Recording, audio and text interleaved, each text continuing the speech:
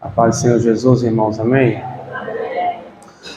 Vamos hoje falar um pouquinho sobre um tema muito importante, que é o nosso coração.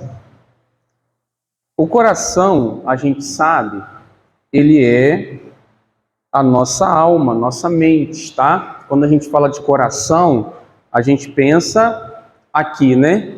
Mas na verdade o coração está aqui, porque o coração ele é a nossa mente, é a nossa alma, e é aquilo que nós pensamos, é a capacidade de pensar, a capacidade afetiva de sentir e as vontades. Então a alma ela é responsável por isso, pelas vontades, pelo desejo, os desejos, as afeições, os sentimentos, os pensamentos, a alma.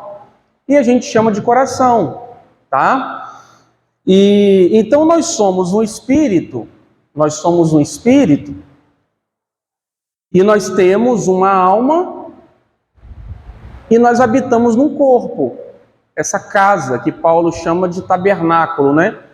Ele fala que se essa casa provisória se desfizer, nós temos um edifício preparado para nós no céu, junto ao Pai, né? Então é uma casa que tem uma alma e tem um espírito. Nós somos um espírito. Jesus disse: aquele que é nascido do espírito é espírito. Amém? Então vamos abrir a nossa Bíblia. Diz assim, ó. Vamos pôr de pé, irmãos, para ler esse texto em reverência à palavra, e a gente já ora, tá? Fala assim, ó: o coração do sábio se inclina para o bem, mas o coração do tolo para o mal. Pai, te agradecemos por essa oportunidade, Pai, de meditarmos na Tua palavra, de recebermos o Teu alimento. A Tua palavra é o alimento, Pai. Muito obrigado pela Tua graça, por tudo que Jesus fez por nós, tudo que Ele continua fazendo e irá fazer, Pai. Obrigado por ser o nosso Pai, o nosso Senhor, o nosso Salvador. Obrigado, Pai, por cuidar, por suprir as nossas necessidades e nos livrar de todo mal. Fala conosco, Pai, em nome de Jesus. Abençoa os irmãos que porventura estiverem vindo para cá, os irmãos que não puderem também, abençoe, Pai. Fala conosco, Pai, nesta noite. Fala ali com a Roberta, a Sofia também. Nós te agradecemos, Senhor, te louvamos, te agradecemos por tudo, no nome bendito de Jesus. Amém. Amém, irmãos. Podeis sentar. Então, vejamos que a Bíblia fala que o nosso coração é mais enganoso que todas as coisas, é isso mesmo? O nosso coração é mais enganoso que todas as coisas, não é assim que a Bíblia fala? Mas aqui o texto está falando que existe o coração do sábio e o coração do tolo. O coração do sábio inclina ele para quê? Para o bem. Nós lemos Eclesiastes 10:2, tá? Então o coração do sábio se inclina para o bem, mas o coração do tolo para o mal. Então aqui a gente vê duas possibilidades que o nosso coração pode seguir.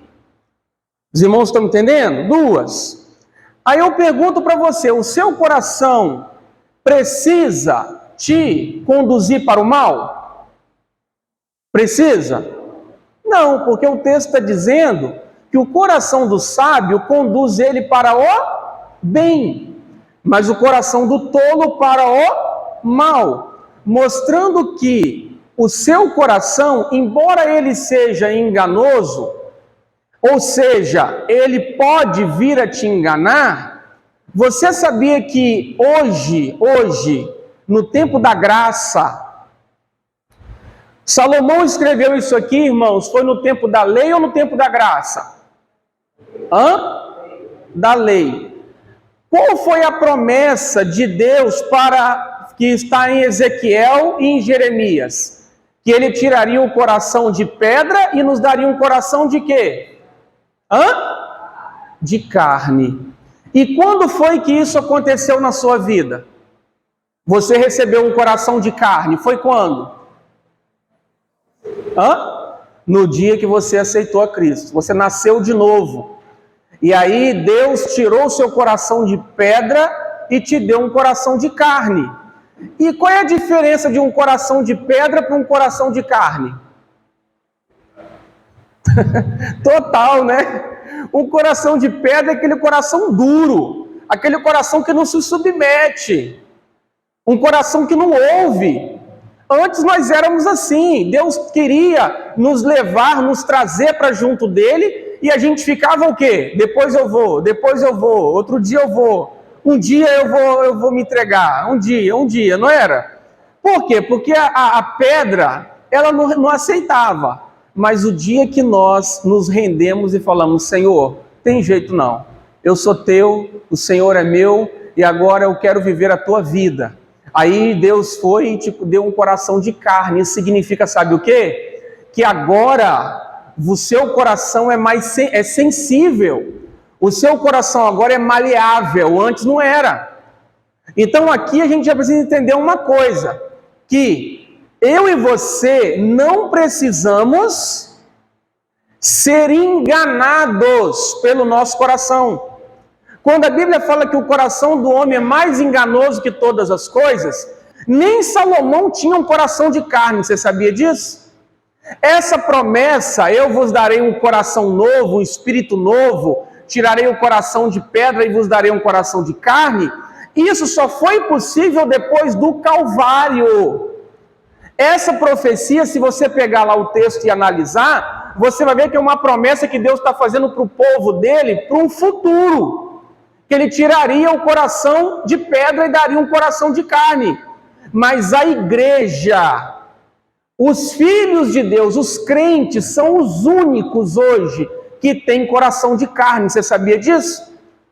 Todos os outros seres humanos que vocês conhecem, que não entregaram a vida a Jesus ainda, continuam com coração de pedra. E isso não era possível antes de Jesus vir. Então você, embora o seu coração possa vir te enganar, você não precisa deixar o seu coração te enganar mais. Por quê? Porque agora você tem o Espírito Santo habitando no seu coração. Abre sua Bíblia em Romanos 5,5 para você ver só. Ou na esperança não há confusão. Na minha versão tá: a esperança não nos decepciona. Porque Deus derramou o seu amor aonde? Por meio de quem? Que nos foi dado. Você está vendo aí? Então o seu coração agora recebeu o que de Deus? O que seu coração recebeu? O amor. O amor. Por meio de quem? Do Espírito Santo. Está vendo só? Antes você não tinha esse amor no seu coração. Agora você tem. Você está vendo aí a diferença de você agora, o do seu coração agora para o seu coração antes de Cristo? Tem diferença ou não tem? Seu coração hoje para o seu coração antes de Jesus? Claro que tem, né? Quando Paulo fala, você está em Romanos, passa um pouquinho mais, vai lá para Romanos 10. Aí você já vê o quê? Que você crê com o quê que você crê? Com o coração. Olha que lindo. Então veja que existem corações que creem e tem corações que não creem. É ou não é? Aí ele está falando que com o coração a gente crê e com a boca confessa. E quando isso acontece, acontece o que com essa pessoa? Ela é salva. Está vendo a importância do coração? O coração, irmãos, é o campo de batalha onde a nossa carne quer dominar o nosso coração, enquanto o nosso espírito também quer dominar o nosso coração. O Espírito Santo quer ter o nosso coração, mas a nossa carne, ela quer fazer o nosso coração desejar e pensar as coisas da carne. Cabe a nós fazer o quê? Guardar o nosso coração. Provérbios capítulo 4. Filho meu, de tudo que você deve guardar, guarde o que está lá? Seu coração. Porque do seu coração depende a sua vida. Acima de tudo, ele fala, acima de tudo, guarde o teu coração. Então eu estou mostrando para vocês, irmãos, o quê? Que o seu coração e o meu, ele não precisa ser um coração confuso. Nosso coração não precisa temer. O nosso coração não pode duvidar. O nosso coração não pode se desesperar. E como que a gente faz isso? Quando a gente enche o nosso coração de fé. Quando a gente enche o nosso coração de amor. Quando a gente enche o nosso coração de sabedoria. Qual foi o primeiro versículo que nós lemos? Eclesiastes 10:2. O coração do sábio inclina para o bem, e o coração do tolo para o mal. Mostrando que o nosso coração precisa ser um coração sábio. Um coração sábio. E aí, como que a gente desenvolve um coração sábio? Aprendendo a palavra, tá? Aprendendo a palavra, meditando na palavra todos os dias. A gente precisa meditar na palavra todos os dias. E a gente precisa vigiar aquilo que a gente alimenta o nosso coração. Então, se eu, na minha casa, no meu trabalho e na minha família, eu vigio aquilo que eu alimento o meu coração com os meus olhos, com os meus ouvidos, com aquilo que eu falo e declaro, o meu coração vai se encher de fé. Com o coração se crê. Mostra que a fé fica no coração. Com o coração se crê para a justiça. Então, se eu alimento o meu coração da coisa certa, ele vai ser fortalecido na fé. Agora, se eu fico dedicando o meu tempo apenas com a correria do dia a dia, com programas que não vão edificar a minha fé, enfim, irmãos, com conversas que não trazem edificação para a minha vida, o meu coração vai se inclinar para o mal. Aí ele vai me enganar, porque ele é enganoso. Vocês estão entendendo? Aí ele vai me enganar. Ele vai me fazer acreditar que uma coisa é boa para mim, que algo, eu devo fazer algo, devo falar algo, sentir algo que eu não devo fazer, que eu não devo sentir, que eu não devo pensar, mas eu não vou conseguir ter domínio, controle sobre mim mesmo. Por quê? Porque se o nosso coração ele for se enchendo de coisas que desagradam a Deus, chega uma hora que ele me domina e eu não vou conseguir mais ter domínio sobre ele. Por isso que é muito sério, irmãos, a gente ter esse período aqui, de ouvir a palavra, de aprender isso. Estarmos aqui aprendendo, por quê? Porque aí a gente já vai saber o quê? Olha, eu tenho um coração, eu tenho uma alma, eu tenho uma mente. Coração, alma e mente é a mesma coisa, são a mesma coisa. E a minha mente, o meu coração depende daquilo que eu alimento ele. Por isso que Provérbios fala, filho meu, de tudo que se deve guardar, guarda o teu coração. Mostrando que o teu coração e o meu é responsabilidade nossa, irmãos. O seu coração é responsabilidade sua. O meu coração é responsabilidade minha. Sou eu que tenho que cuidar dele, sou eu que tenho que vigiar e guardar e meditar na palavra de Deus para encher o meu coração. Porque senão eu vou culpar o meu cônjuge, eu vou culpar a minha família, eu vou culpar o meu colega de trabalho, eu vou culpar o irmão da igreja, eu vou culpar as pessoas por problemas que na verdade foram o meu coração que me levaram a esses problemas. Por quê? Porque eu não alimentei o meu coração daquilo que eu deveria. Eu acabei deixando o meu coração se encher de quê? De engano, de malícia, deixei meu coração se encher de amargura, deixei meu coração se encher de vaidade, deixei meu coração se encher de sensualidade, e aí isso me levou a tomar decisões, a fazer escolhas que trouxeram ou que podem trazer no futuro sofrimento para mim, se hoje eu não cuidar do meu coração. E isso é muito interessante, por quê? Abre sua Bíblia, por favor, em Marcos 11, 23. Porque em verdade vos afirmo que, se alguém disser a este monte, ergue-te e lança-te no mar, e não duvidar aonde? Mas crê que se fará o que diz, o final diz o quê? Assim será com ele, é isso mesmo? Aí eu pergunto para você, nesse versículo, quem é que vai determinar certas coisas na sua vida? Aquilo que você crê no seu coração. E aquilo que você declarar com o quê? Com a sua boca. Tá vendo só? Como que às vezes a gente fala assim, não, isso não aconteceu ainda porque Deus não quis. Aí Deus está falando assim para nós, não, eu já quis há muito tempo. Eu estou esperando você crer com o seu coração e você declarar. Sabia que às vezes é assim, irmãos? Tem coisas que Deus está esperando a gente crer. Ele está dizendo, olha meu filho, eu tenho um plano para a sua vida. Quando é que você vai crer no seu coração? E isso, irmão, sabe o que acontece? Deus tem um chamado para a sua vida. Ele tem um plano para você. Na obra dele.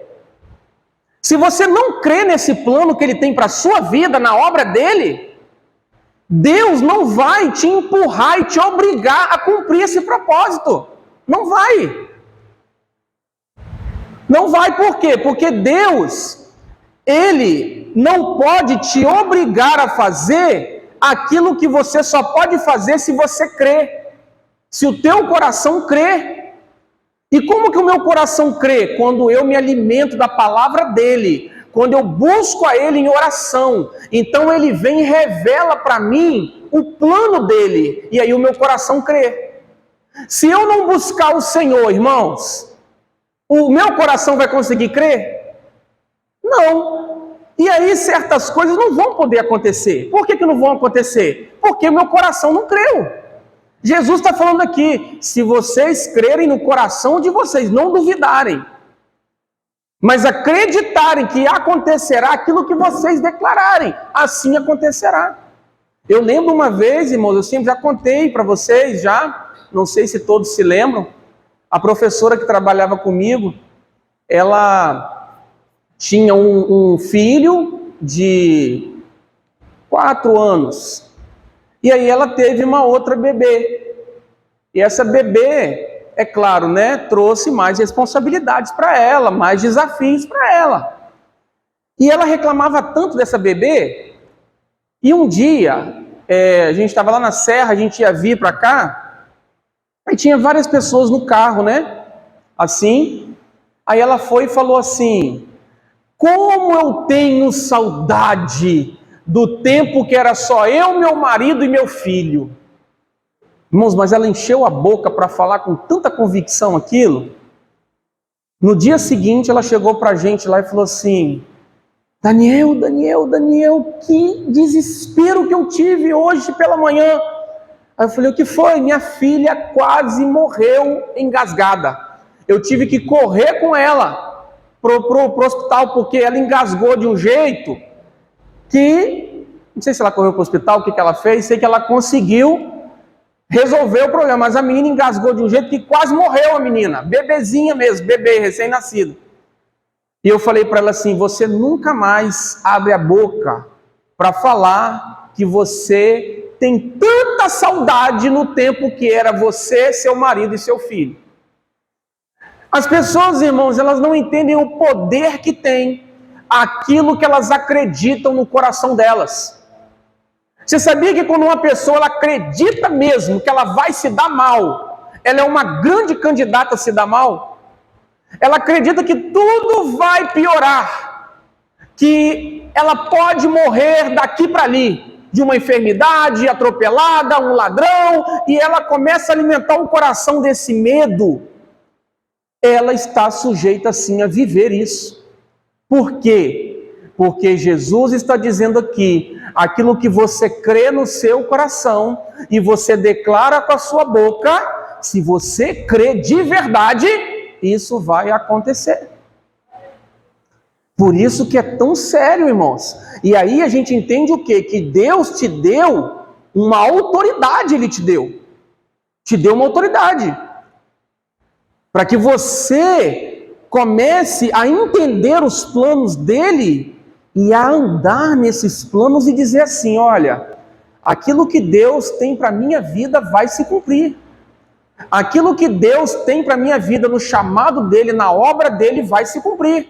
Aquilo que Deus tem na palavra dEle a respeito da minha família, vai se cumprir. Aquilo que a palavra dEle diz em relação à minha vida financeira, vai se cumprir. E você começa a alimentar o seu coração daquilo que a palavra diz a teu respeito. E aí, se o diabo tentar te atacar, ele vai encontrar o escudo da fé, que vai apagar os dardos inflamados do maligno. Por quê? Porque você encheu o seu coração de fé. Você quer ver? Abre aí em Salmo 112 para você ver. O justo jamais será o quê? Abalado. Para sempre se lembrarão dele. Não temerá más notícias. O seu o quê? Coração está firme, confiando em quem? No Senhor. O seu coração está seguro e nada o quê? Temerá. No final verá a derrota dos seus adversários. Então ele está dizendo o quê? Que o seu coração tem que estar firme, confiando em Deus. Não temerá. Não será abalado. Por quê? Porque o coração está firme. Isso, irmãos, às vezes a gente joga tudo para Deus, fala assim, não, Deus sei que faz, se Ele quiser, se Ele não quiser. Claro que Ele é soberano e Ele que tem o controle de tudo. Mas você sabia que o seu coração também tem uma grande participação nisso? O seu coração, se o seu coração está confiando nele ou não. Claro, como que eu quero que Deus faça tudo na minha vida se eu não me alimento da palavra dEle? Eu não fortaleço meu coração nele. Eu não guardo no meu coração a promessa dele, o que ele disse. Ué, como que ele vai cumprir? Como que ele vai fazer? Se o meu coração não está correspondendo a ele. Então, eu falei que era 2, mas a gente vai ler o último para terminar. Abre sua Bíblia em 1 João. Aí, aqui esse texto você vai entender que o seu coração ele pode te enganar, mas ele não precisa te enganar. Você não precisa ser enganado por ele, não. Olha o que está escrito aí, ó. Pois se o nosso coração nos acusar ou nos condenar, certamente Deus é maior do que o nosso coração e conhece todas as coisas. Verso 21. Amados, se o coração não nos acusar ou não nos condenar, temos o que, irmãos? Confiança diante de Deus. Olha bem, e aquilo que pedimos dele recebemos, porque guardamos os seus mandamentos e fazemos diante dele o que lhe é agradável. Olha o que João está nos ensinando, que o nosso coração ele pode nos acusar, nos condenar, e aí a gente não sabe o que Deus vai fazer. Ele pode, é claro, nos corrigir. Ele pode também, na sua paciência, esperar mais um pouco, né? A gente não sabe. Se o nosso coração nos condena, Deus é que está no controle, Ele que vai saber agora o que Ele vai fazer. A gente vê pessoas aí andando errado tanto tempo, não é? E Deus dá tempo para ela, não é isso que acontece muitas vezes? E tem pessoas que Deus logo entra com a correção, então a gente não sabe. Mas, irmãos, no verso 21, ele vai dizer o quê? Se o nosso coração não nos condena, ou não nos acusa, nós temos o quê? Confiança diante dele. E aquilo que pedimos dele recebemos. Vocês estão entendendo como que o coração é tão importante, irmãos? Vigiar o coração, guardar o coração, alimentar o coração do amor de Deus, da fidelidade de Deus, da sabedoria de Deus. Não perca seu tempo com conversas, com pessoas que não acreditam na Bíblia. Não perca seu tempo com pessoas que não te amam, com pessoas que não te acrescentam a fé, que não te dá amor pela obra de Deus, que não te incentiva a servir o Senhor. Não perca tempo com conversas, com pessoas que não vão te fazer amar mais, a perdoar mais. Enfim, fortaleça o teu coração na fé, sabe por quê? Porque se o teu coração não te condenar, você tem confiança diante do seu Pai. E aquilo que você pedir, você recebe. É isso que a Bíblia está falando. Mostrando, irmãos, o poder que tem um coração que crê. Um coração que se submete a Deus. Um coração que renuncia ao pecado. Ah, mas a oferta está tão grande. Parece ser tão bom aquilo ali. Não faça isso, sabe por quê? Porque quando você renuncia, o seu coração, ele fica pronto para receber a direção do Senhor. O seu coração se enche de fé quando você renuncia o pecado, o erro. Você está guardando o seu coração. E isso é muito lindo, é muito importante, irmãos. Isso me enche de fé, saber que eu tenho um Deus que quer encher o meu coração. E através do meu coração, Ele vai realizar o propósito dEle na minha vida. É através do seu coração que Ele vai cumprir o propósito dEle. Amém? Mas e quando o nosso coração está temendo?